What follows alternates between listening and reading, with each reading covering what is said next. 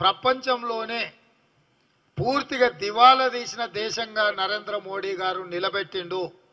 కేసీఆర్ 7 లక్షల కోట్ల రూపాయల అప్పులు తీసుకొస్తే 10 సంవత్సరాలల్లా భారత ప్రధానమంత్రి నరేంద్ర మోడీ గారు 100 లక్షల కోట్ల రూపాయల అప్పు తీసుకొచ్చిండు. 140 కోట్ల ప్రజల నెత్తి మీద 100 లక్షల కోట్ల రూపాయల అప్పును నరేంద్ర మోడీ గారు మోపిన్రు. ఎక్కడ కూడా నరేంద్ర మోడీ గారు ఇచ్చిన మాట నిలబెట్టుకోలేదు. ప్రజల జీవితాలలో మార్పు తీసుకురాలేదు.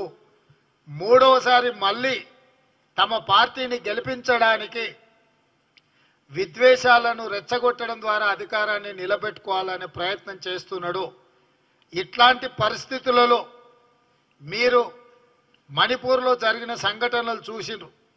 లక్షలాది మంది నిరాశ్రయులైనరు, వేలాది మంది హత్యకు గురి అయినరు, వేలాది కోట్ల రూపాయల ఆస్తులు విధ్వంసం అయితే కనీసం మణిపూర్ పర్యటనకు ప్రధానమంత్రి వెళ్ళలేదు. అందుకే ఈరోజు భారత్ జోడో న్యాయ యాత్ర ద్వారా మణిపూర్ నుంచి మహారాష్ట్ర వరకు రాహుల్ గాంధీ గారు పాదయాత్ర చేపడుతున్నారు. సర్వం ఈ దేశం కోసం త్యాగం చేసిన కుటుంబము గాంధీ కుటుంబము. శ్రీమతి ఇందిరాగాంధీ గారు, శ్రీ రాజీవ్ గాంధీ గారు దేశం కోసం ప్రాణాలు అర్పించి అమరులైనరు. వారిని ఆదర్శంగా తీసుకొని ఈరోజు శ్రీ రాహుల్ గాంధీ గారు భారత్ జోడో న్యాయ యాత్రను చేపడుతున్నాడు. రాహుల్ గాంధీ గారి లాంటి నాయకుడు ఈ దేశానికి ప్రధానమంత్రిగా అవసరం ఉన్నది. మరి రాహుల్ గాంధీ గారిని ప్రధానమంత్రిగా చెయ్యాలి అని అంటే తెలంగాణ రాష్ట్రంలో పార్లమెంట్లో సీట్లన్నీ గెలవాలి.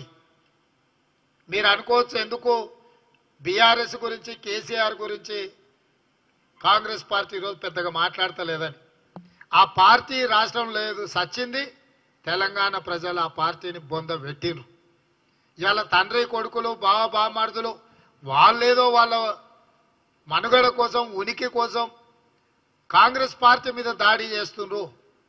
దీన్ని బట్టే మీరు అర్థం చేసుకోండి బీజేపీ బీఆర్ఎస్ కుమ్ముక్కు రాజకీయాలు.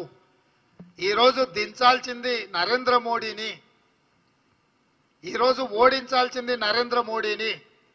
ఈరోజు దేశానికి ప్రమాదకరంగా మారింది బీజేపీ ప్రభుత్వం. కానీ నిన్న మొన్న ఈ మధ్యకాలంలో బిల్లా రంగాలు మాట్లాడుతున్న మాటలు మీరు చూడండి. బీజేపీని పల్లెత్తు మాట అనకుండా కాంగ్రెస్ మీద పరుషమైన పదజాలం వాడుతున్నారు. కాంగ్రెస్ ఉండడమే మంచిది కాదన్న ధోరణిలో మాట్లాడుతున్నారు.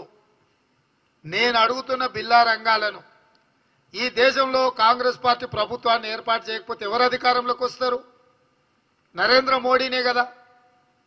మరి కాంగ్రెస్ రాకుండా నిలువరించాలని మీరు చేస్తున్న ప్రయత్నము మూడోసారి ఈ దేశానికి నరేంద్ర మోడీని ప్రధానమంత్రిని చేయడానికి మీరు చేసుకున్న చీకటి ఒప్పందం ప్రజలకు అర్థం అవుతలేదని మీరు అనుకుంటున్నారా? కాబట్టి ఈరోజు బీఆర్ఎస్కు ఓటు వేస్తే మూసీలో వేసినట్టే. ఇవాళ మోడీని బీజేపీని నిలువరించాలి అని అంటే అది కాంగ్రెస్ పార్టీతోనే సాధ్యమవుతుంది. పునర్విభజన చట్టంలో పొందుపరిచిన అంశాలను సాధించుకోవాలంటే అడిగేది మేమే, ఇచ్చేది మేమే. ఈ ఎన్నికల్లో కేంద్రంలో కాంగ్రెస్ అధికారంలోకి వస్తేనే తెలంగాణకు ప్రజలకు ఇచ్చిన హామీలు 100% అమలు జరుగుతాయి. ఇంతకాలం కేసీఆర్ అడిగింది లేదు, మోడీ గారు ఇచ్చింది లేదు. ఇప్పుడు ఇచ్చేది మేమే, తెచ్చేది మేమే. తెలంగాణ ప్రజలకు ఇచ్చిన హామీలు అమలు జరగాలి అని అంటే ఈ రాష్ట్రంలో 17కు 17 సీట్లు కాంగ్రెస్ పార్టీ గెలవాలి. 2004, 2009లో ఆనాడు కాంగ్రెస్ పార్టీ ఈ ప్రాంతం నుంచి 30 పైగా పార్లమెంట్ సీట్లు గెలిపించినందుకు కేంద్రంలో యూపీఏ 1, యూపీఏ 2 ప్రభుత్వాలు ఏర్పడ్డాయి. తద్వారా జనరంజకమైన పాలనను ఆనాడు కాంగ్రెస్ పార్టీ అందించగలిగింది. ఈ రోజు కూడా తిరిగి కేంద్రంలో కాంగ్రెస్ ఇండియా కూటమి ప్రభుత్వాన్ని ఏర్పాటు చేయాలి అంటే తెలంగాణలో ఉన్న సీట్లన్నీ కాంగ్రెస్ పార్టీ గెలవాలి. కాంగ్రెస్